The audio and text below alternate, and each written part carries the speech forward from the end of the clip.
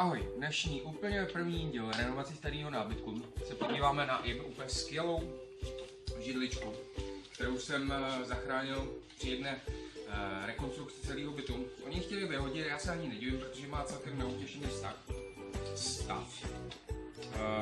Mně se strašně líbila, ale tenkrát jsem na ní neměl vůbec čas, tak jsem ji natřel jenom klasickou černou barvou, protože ona vypadala už celkově hrozně.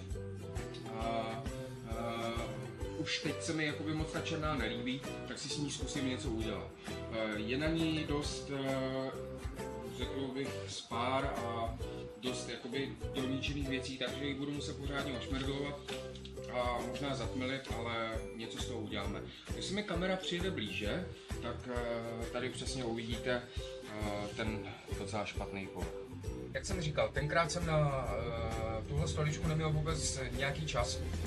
Chtěl jsem ji jenom použít do interiéru, tak jsem ji natřel docela agresivní kovářskou barvou, což jako se na tom dřevě docela podepsalo. Nicméně, abych se dopracoval k nějaký struktuře jakoby toho dřeva, tak jsem si koupil od společnosti Colorlac, což není reklama, protože jsem zháněl opravdu ten nejlevnější odstraňovač na starých nátěrů. Podle toho návodu použití tady píšou, že vydrží, že nabourá ten povrch té barvy během nějakých 5 minut. Tak uvidíme. Nicméně tyhle konkrétní záhyby, nebo jak to nazvat, toho dřeva, bych chtěl ponechat černou, nebo respektive možná tam vytvořit nějaký jakoby takový zajímavý povrch. To znamená, že tohle si sundám a to, co vlastně chci nechat černý, si sundám. No a ten zbytek prostě jenom natřu tím odstraňovačem a uvidíme, jestli se dostaneme na tu strukturu toho dřeva.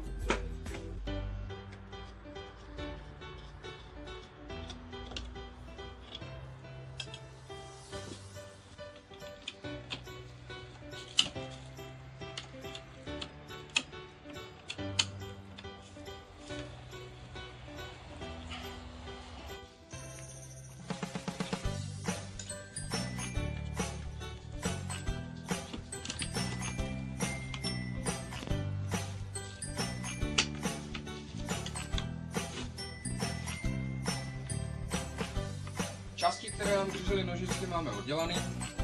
Bylo to docela náročné, protože, jak sami vidíte, byly zachycený šroubkama, které byly důkladně, některé důkladně byly schovány.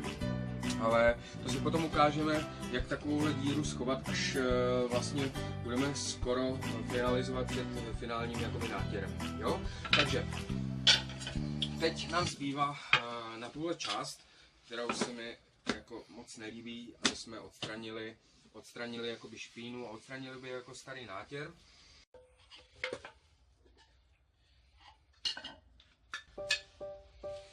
Tak odstraňovač nátěru, je to taková jakoby konzistentní hmota, vypadá to jako škrob s vodou, bych řekl, škrob s vodou. Ta aplikace je strašně jednoduchá, v podstatě úplně banální. Prostě jenom zaberu, použiju nějaký štětec, který jako fakt už asi potřebovat nebudu, i když se to díky tomu odstraňovači dá. No a všude možně, kde chci, abych ten starý nátěr odstranil, tak to na to nanesu.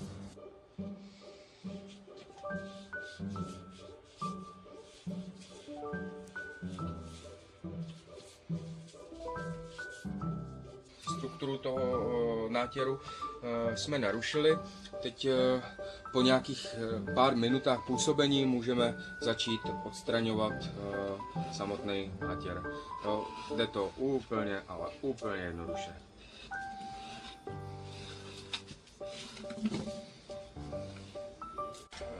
Na nožičky nebo na tyhle věci se hodí asi ne moc jako ve špachtle, ale spíš něco jako drátěnka, s kterou to jde taky velice dobře.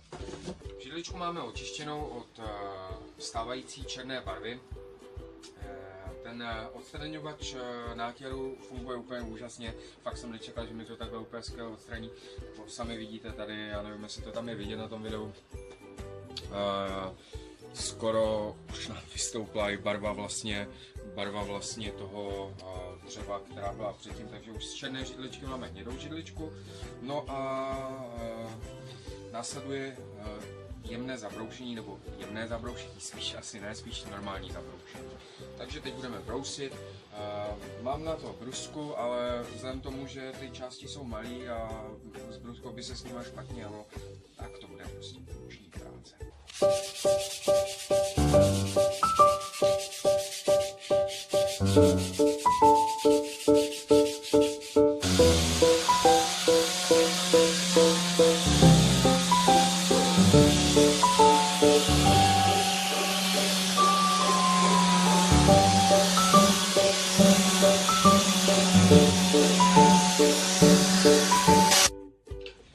Jasné, že na malé části se s takhle velkou bruskou brousí strašně těžko, nicméně vám to ulehčí strašně hodně práce. To znamená, že doporučuji na větší plochy použít brusku, je to rychlejší a ten výsledek potom je možná efektnější. Ovšem na malé části je to lepší prostě brousit.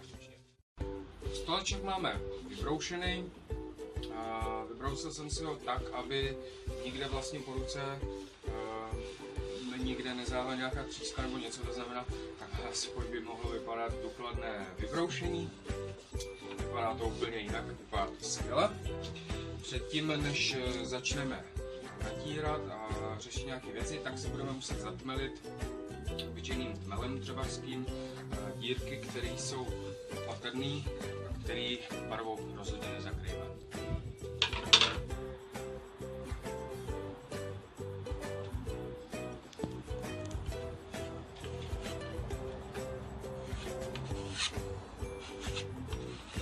Vlastně, když vám tam něco zbyde, tak se toho nemusíte bát, protože to jde opravdu lehce potom zbrousit. Hlavně si to udějte rovně. Tak máme zatmeleno, jako vypadá to docela masakrálně, ale nemusíte se jako ničeho bát. Když si to takhle jako ty spáry a ty drobné dírky jako zatmelíte, tak potom se to dá velice dobře vybrousit. Spároval jsem i různá místa, protože to chci mít jakoby fakt hezký a hladký.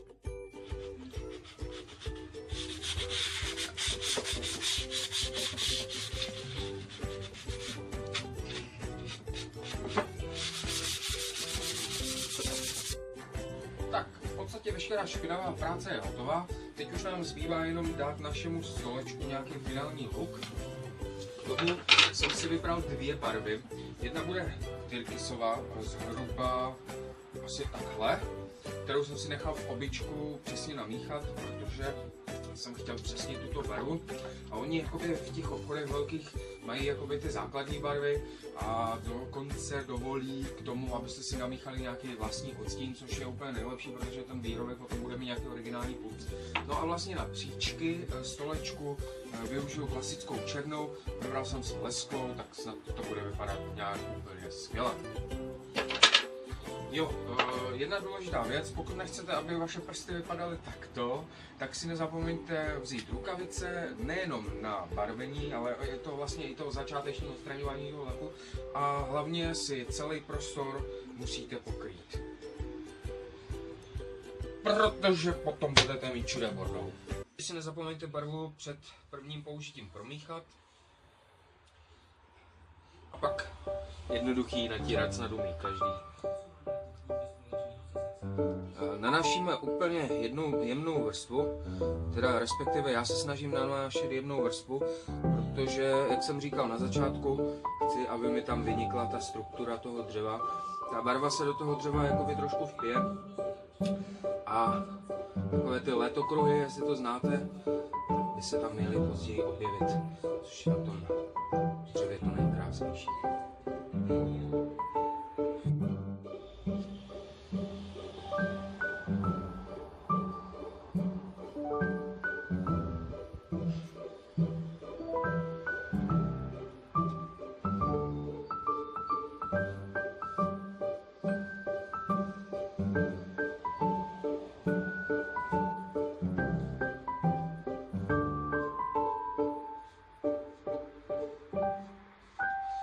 Důležité, aby se natíralo vždycky jedním směrem, abyste to neměli jakoby cik-cak, protože potom ty tahy můžou být třeba u některých typů barev vidět.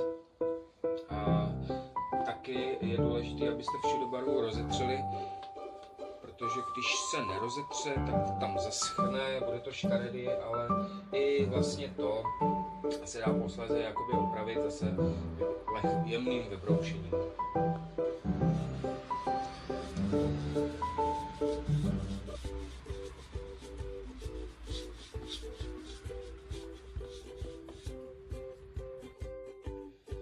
Tak venku už je docela zima, dokonce není ani světlo, takže byste asi vůbec nic neviděli.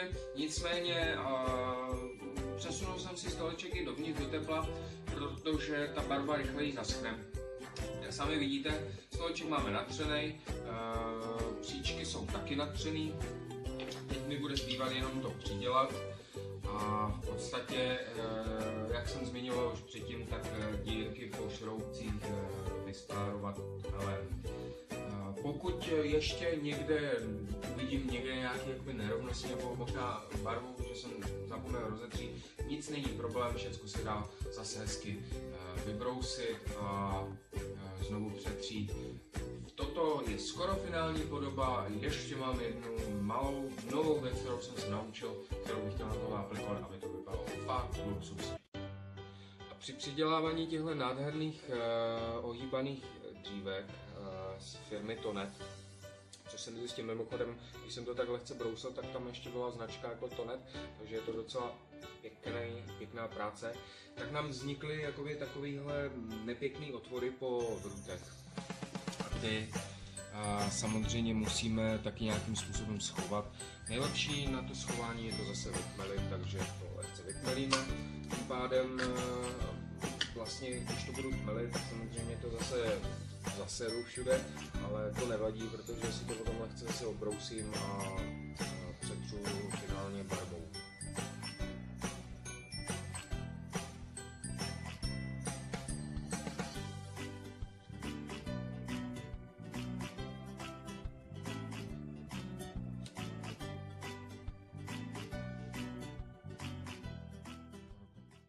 Tak, díry, které jsem zatmel, nám krásně vytvedly, takže teď houbičkou nezbývá nic jiného, než to hezky vybrousit do hladka, tak aby to nebylo nic poznat. No a potom vlastně ty tmavé části, respektive teď ty bílé, ale později ty tmavé části zase přetřu, takže nebude nic patrné, že tam někde byl brout.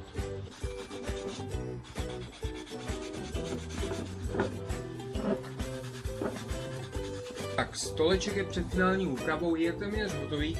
Kdo by chtěl, respektive kdybych s ním nic dalšího nechtěl dělat, tak zbývá už jenom celkově stoleček zakonzervovat, to znamená nalakovat nějakým lakem, což budu dělat. Nicméně já bych si chtěl ještě nějakým způsobem tento stoleček odvláštnit. Nejenom, že je docela dost barevný, ale přijde mi taky pádný. Ale chtěl bych vyzkoušet jednu úplně úžasnou věc. Je to Mod Podge. Pro ty, co to neví, co to je, tak je to transfer obrázku na dřevo, po případě na nějaký jakoby savý materiál. Nikdy jsem to nedělal, našel jsem to někde na YouTube v nějakých jakoby starších videích a tato metoda je populární hodně v USA. Tak jsem si ho objednal.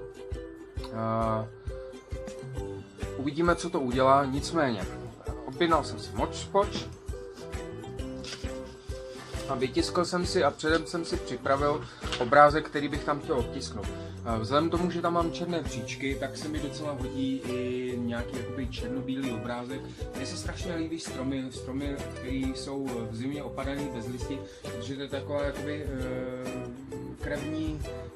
krevní struktura v těle, nebo jak to nazvat. No to je jedno, každopádně dám tam tento obrázek, přenesu to a vy si se mnou můžete podívat, jak to budu dělat poprvé. A ten postup jakoby přenosu toho obrázku na ten nábytek je vlastně jednoduchý.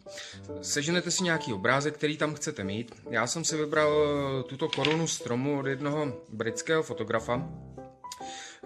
Jednak proto, že ta fotografie byla zadarmo na internetu a jednak proto, že byla v strašně velkém rozlišení, protože jsem nevěděl, jak moc mi to ta fotka, jak moc dobrá ta fotografie bude.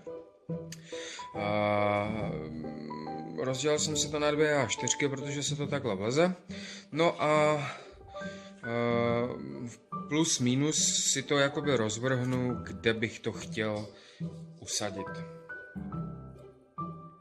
Takže asi zhruba nějak takhle.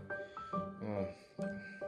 Ta linka uprostřed je docela patrná, ale tak uvidíme, jak to bude vypadat. Když se mi to nebude líbit, tak to zase můžu přebrousit. No a teď vlastně přejdeme na tu aplikaci samotnou, tu kouzelnickou, tady tohle výrobku, kterou nalijeme přímo na fotografii. Přesně nevím, kolik tam toho má být, ale tak asi tak nějak zhruba, aby se ta fotografie celá natřela.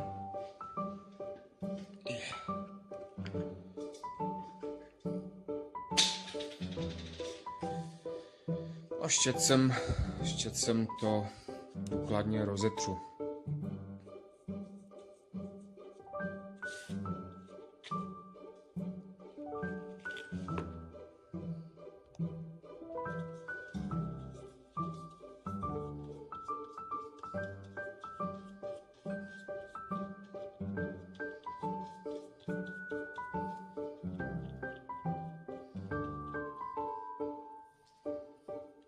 Já jsem prostě patlal, no.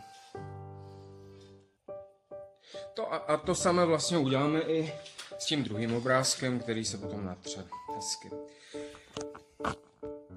Jakmile to takhle hezky natřeme, tak ten obrázek překlopíme na druhou stranu a přilepíme v podstatě na dřevo.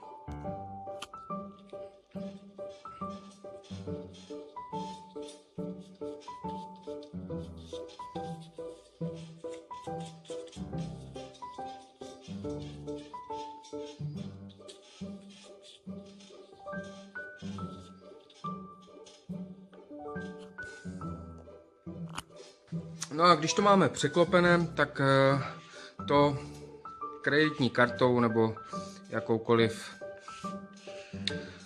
rovnou části vyhladíme, tak jako tapetu, a musíme opatrně, protože to mám na klasickém křídovém papíru, tak ta fotografie není moc jakoby akční, respektive není ten papír tak tvrdý, jak by měl být.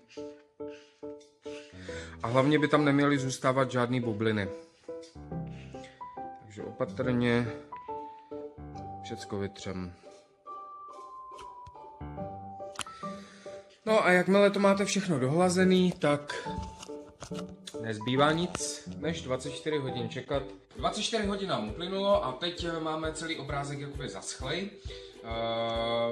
Teď začne ta piplací práce. Je, že si obrázek celý budeme muset hezky namočit.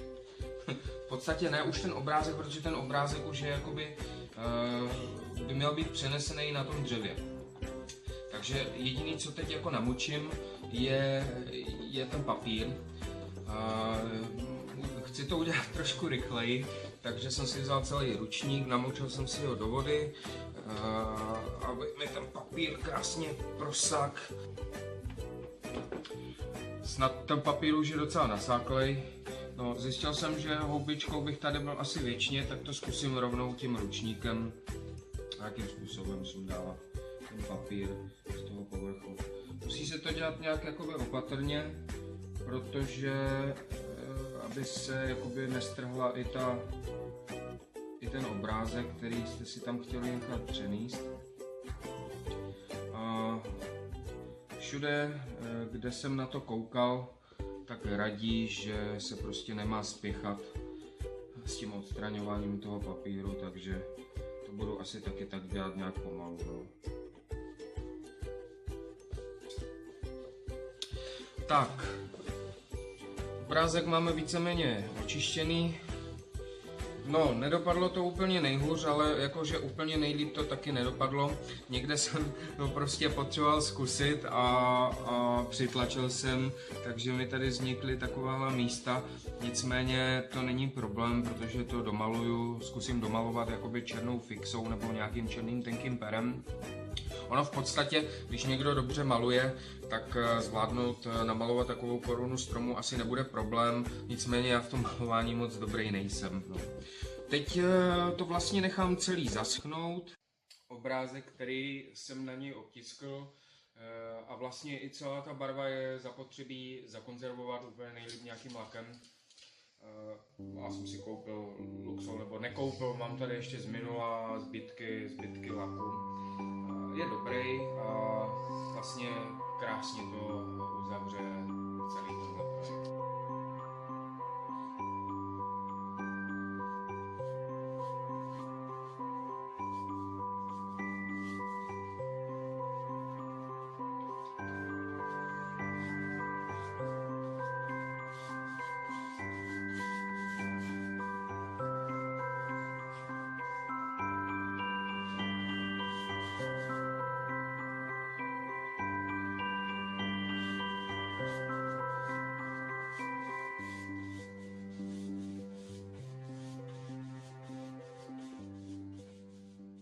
Po téměř dvoudenním martýriu, jakoby renovace, se mi podařilo konečně židličku dodělat.